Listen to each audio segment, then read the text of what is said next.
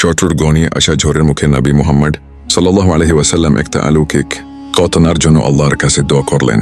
পরিস্থিতি ছিল অসম্ভব, বিপদ ছিল একদম কাছে। তার অনুসারীরা ছিল সংখ্যায় কম আর তাদের হৃদয় ছিল ভয়ে পূর্ণ। কিন্তু নবীর আল্লাহর প্রতি বিশ্বাস ছিল অতল।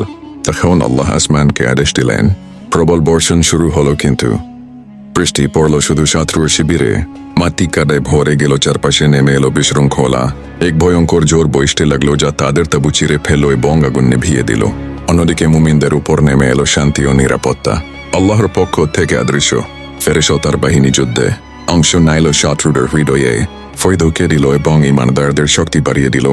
অবশেষে অসম্ভবের মধ্যেও আল্লাহ বিজয় দান করলেন। মুমিনরা প্রত্যক্ষ করলো আল্লাহর ক্ষমতা এবং স্মরণ করলো তার বাণী। তোমরা তাদের হত্যা করণীয়, বরং আল্লাহই তাদের হত্যা করেছেন। এই অলৌকিক ঘটনা প্রমাণ করে যে আল্লাহর সাহায্য আসে আমাদের দৃষ্টির বাইরে থেকে। আরও এমন অনুপ্রেরণামূলক ইসলামিক গল্পের জন্য সাবস্ক্রাইব করতে ভুলবেন না। আল্লাহর শান্তি ও রহমত আপনার উপর বর্ষিত হোক।